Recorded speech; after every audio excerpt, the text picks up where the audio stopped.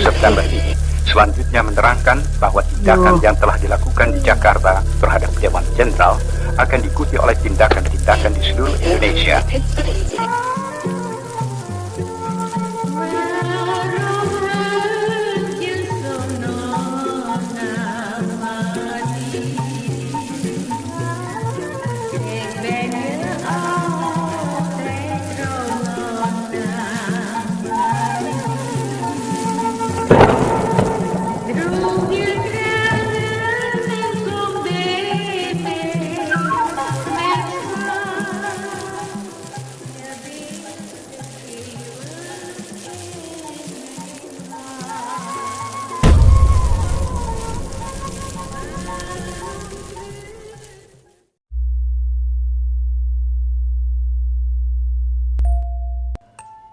Assalamualaikum warahmatullahi wabarakatuh. Balik lagi bareng gue Irsal di segmen Radio Mistis. Di segmen ini gue bakal bawain cerita yang kita ambil dari berbagai sumber dan cerita kiriman dari sobat Mystic Hunter. Kali ini gue bakal bawain cerita kiriman dari Mbah Wayuningsih di Tangerang. Cerita ini dialami sendiri oleh ayahnya yang tidak bisa disebutkan namanya. Kita sebut saja di sini Pak Waluyo. Terima kasih sebelumnya untuk Mbak Wayuningsih yang udah mau bagiin ceritanya ke sobat Mystic Hunter. Bersembunyilah di balik selimut kalian dan pasang earphone kalian, karena cerita yang gue bawain kali ini bakal bikin bulu kuduk lu merinding. Ya udah, nggak pakai basa-basi lagi, kita langsung fokusin aja ke ceritanya. Pak Waluyo adalah seorang penjual skuteng dan biasanya keluar di malam hari, bahkan sampai dini hari. Beberapa kejadian mistis pun sering dialami oleh Pak Waluyo sendiri. Beliau sendiri adalah seorang perantau asal Jawa Tengah yang bekerja di salah satu pabrik di Jakarta. Tapi di tahun 1997, tepatnya pada saat krisis moneter, banyak pabrik-pabrik yang gulung tikar dan pabrik tempat Pak Waluyo bekerja pada waktu itu pun terkena dampaknya. Dan sialnya lagi, Pak Waluyo adalah salah satu karyawan yang terkena dampak PHK. Singkat cerita, Pak Waluyo pulang ke rumah dengan wajah yang lusuh dengan membawa amplop pesangon dari perusahaannya. Tidak disebutkan tepat jumlahnya berapa, tapi yang jelas uang itu cukup banyak pada waktu itu. Tapi uang itu tidak sebanding dengan pekerjaannya, terlebih Mbak Ningsih dan adik-adiknya masih kecil. Mbak Ningsih sendiri pada waktu itu masih kelas 3 SD dan kedua adiknya masing-masing berumur 3 tahun dan 10 bulan. "Bu, Bapak terkena PHK dari perusahaan," ucap Pak Waluyo dengan nada lemas. "Astagfirullahaladzim, kok bisa Pak? Bapak kan udah kerja cukup lama di sana," tanya istri Pak Waluyo yang kita sebut di sini dengan nama Bu Sumirah. "Iya Bu, perusahaan gulung tikar, semua karyawan diberhentikan," jawab Pak Waluyo sambil menyodorkan amplop coklat yang berisi uang pesangon tadi. "Ya udah Bapak mandi sana, bersih-bersih, nanti langsung makan. Ibu udah siapkan makanan," jawab Bu Sumirah. Keesokan harinya, Pak Waluyo sedang duduk sambil merenung dan terbesit di pikirannya untuk membuka sebuah usaha berjualan. Pak Waluyo pun berniat untuk berjualan buah pada waktu itu. Pak Waluyo bergegas untuk mencari tempat yang menurutnya strategis untuk berjualan. Akhirnya, Pak Waluyo pun menemukan tempat untuk berjualan. Dengan semangat yang tinggi, Pak Waluyo mulai menata barang dagangannya dan mulai membuka usahanya. Tapi setelah beberapa lama usahanya tak kunjung membuahkan hasil karena dirasa pengeluaran lebih besar daripada pendapatan. Akhirnya Pak Waluyo memutuskan untuk berhenti berjualan. Karena kebutuhan hidup yang semakin tinggi, terlebih uang yang dimiliki Pak Waluyo hanya tinggal sedikit. Akhirnya beliau memutuskan untuk berjualan skuteng keliling. Dimulai membuat pikulan dari sisa-sisa kayu yang ada. Singkat cerita, jadilah sebuah gerobak pikul. Dan pagi itu, Pak Waluyo berbelanja bahan-bahan untuk membuat sekuteng. Bermodalkan keberanian dan sedikit ilmu dari teman Pak Waluyo yang kebetulan menggeluti di bidang yang sama. Di luar dugaan, sekuteng buatan Pak Waluyo sangat digemari oleh pelanggannya. Terlebih karena harganya yang relatif lebih murah. Lambat laun, usaha pun berkembang dan Pak Waluyo pun mampu menafkahi keluarganya dengan berjualan sekuteng tersebut. Bahkan mampu mengganti gerobaknya dari yang menggunakan pikulan menjadi gerobak dorong. Hari demi hari pun berlalu sampai tepatnya di tahun 2004 Pak Waluyo seperti biasa menyiapkan barang dagangannya. Sore itu langit terlihat agak mendung dan seperti akan turun hujan yang sangat lebat. Kalau hujan begini biasanya rame nih yang beli daganganku, ujar Pak Waluyo. Malam itu sekitar bada Isya, Pak Waluyo pun bergegas dari rumahnya. Bu, Bapak berangkat dulu ya. Doakan semoga semua dagangan Bapak laris malam ini, ucap Pak Waluyo kepada istrinya. Iya Pak, hati-hati udah mulai gerimis nih, jawab istrinya. Langkah demi langkah pun dilalui oleh Pak Waluyo sambil mengutuk piring yang ada di gerobaknya dan sesekali berteriak, "Sekuteng, sekuteng!" Tapi dagangannya tidak laris terjual seperti biasanya. Pak Waluyo baru menjual sekuteng sekitar 2 atau 3 mangkok saja. Pak Waluyo beranggapan mungkin karena hujan gerimis yang tak kunjung reda, maka para warga desa pun enggan untuk keluar rumah. Suasana desa juga sangat sepi sekali. Akhirnya Pak Waluyo tiba di ujung desa A dan mulai memasuki desa B, di mana di perbatasan antara desa A ke desa B, beliau harus melewati tempat pemakaman umum dan kebun bambu yang sangat rindang.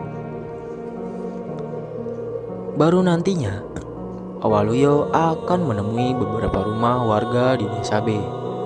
Pak Waluyo mulai berjalan melewati gerbang makam. Tidak ada hal aneh yang terjadi di sini. Walaupun banyak isu dari warga sekitar bahwa jalan tersebut sangatlah angker. Banyak para warga yang berjumpa dengan sosok astral di area tersebut, mulai dari pocong dan lain sebagainya. Namun tidak ada yang berani lewat jalan tersebut ketika hari mulai gelap. Tapi di sini Pak Waluyo mengabaikan isu tersebut. Beliau lebih memilih jalan tersebut karena lebih dekat daripada harus ambil jalan yang ramai namun memutar. Setelah melewati gerbang makam, sayup-sayup terdengar seperti ada suara musik dari kejauhan. Tapi Pak Waluyo sendiri tidak tahu pasti musik apa yang sedang dimainkan. Semakin dekat memasuki area kebun bambu, suara itu pun makin terdengar jelas dan terlihat dari kejauhan seperti ada acara pernikahan di mana terdapat lampu-lampu remang dan terlihat dari kejauhan ramai bayangan orang yang menghadiri acara tersebut. Oh, pantes di desa sepi banget. Ternyata pada nonton acara di sini. Tapi kok di tengah kebun gini ada acara resepsi ya? Ah, biarin aja lah. Momen ini jadi aku bisa mangkal di sana, ucap Pak Waluyo. Pak Waluyo pun mendekatkan langkahnya ke arah kerumunan tersebut.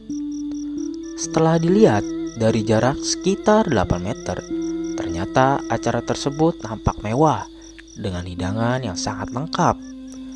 Terlihat juga ada seorang sinden yang menyanyikan sebuah lagu. Tapi lagi-lagi Pak Waluyo tidak mengerti lagu apa yang sebenarnya dinyanyikan oleh sinden tersebut. Hanya terdengar seperti senandung lirih. Dan ada satu hal yang aneh lagi. Sebagian hadirin yang berada di kursi paling depan itu hanya terlihat diam dengan tatapan kosong ke depan. Dan tamu yang berada di belakang justru saling berbicara satu sama lain, seperti ramai riuh saling berbicara. Dan anehnya lagi, Pak Waluyo sama sekali tidak mengerti apa yang mereka katakan. Hanya terdengar seperti celotehan yang tidak jelas. Mereka pun tidak membuka mulutnya layaknya orang yang berbicara. Dan tidak ada seorang pun yang Pak Waluyo kenal. Setelah menunggu lebih dari 15 menit, tiba-tiba ada sosok yang menghampiri Pak Waluyo. Seorang bapak-bapak sekitar usia 40 tahun dengan memakai pakaian rapi khas tahun 90-an. Dan berkata, "Pak, sini masuk." kata bapak tersebut dengan nada yang datar. Saya bukan tamu undangan, Pak. Saya cuma numpang jualan di sini, jawab Pak Waluyo sedikit gugup. "Udah, nggak apa-apa, masuk." Kata orang tersebut sedikit memaksa. Tapi Pak, tanya Pak Waluyo. "Masuk." Dengan nada tinggi dan mata yang melotot tajam. Pak Waluyo pun akhirnya masuk ke tenda tersebut dan diarahkan ke meja prasmanan. "Silakan disantap, Pak, hidangannya." Ucap pria tersebut masih dengan nada yang datar. Terlihat makanan-makanan lezat seperti daging rendang, sayur sop, dan nasi yang dihidangkan. Wah, kalau disuruh makan begini ngapain pakai maksa? Lagian kebetulan perutku juga lapar, ucap Pak Waluyo di dalam hati. Pak Waluyo pun makan dengan sangat lahap. Tapi ada satu keanehan lagi. Makanan yang dimakan Pak Waluyo itu enak, tapi dingin, tidak hangat seperti makanan pada acara resepsi pada umumnya.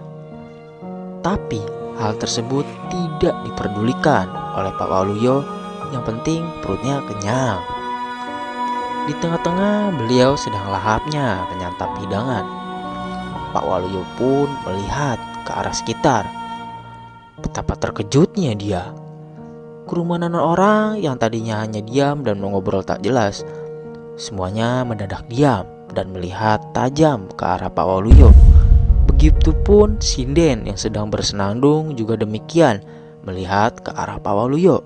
Seketika sosok-sosok tersebut pun berubah menjadi wujud yang menyeramkan.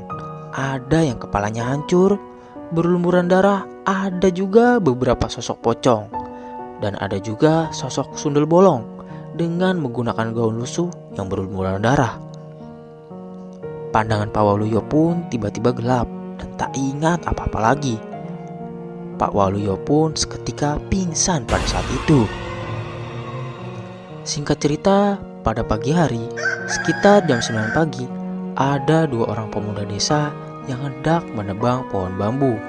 Tiba-tiba melihat gerobak Pak Waluyo terparkir di sisi rerumpunan bambu. Mereka pun mendekat.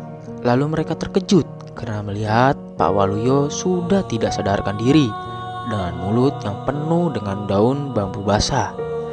Karena takut terjadi apa-apa, mereka meminta bantuan ke warga desa. Seketika warga pun berkumpul beserta Pak RT pada waktu itu. Pak RT mencoba membangunkan Pak Waluyo. "Oh, ini cuma pingsan. Pak, bangun, Pak." Kata Pak RT sambil menggoyangkan tubuh Pak Waluyo.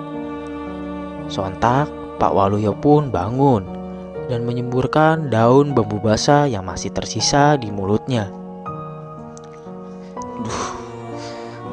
Saya bisa ada di sini sih?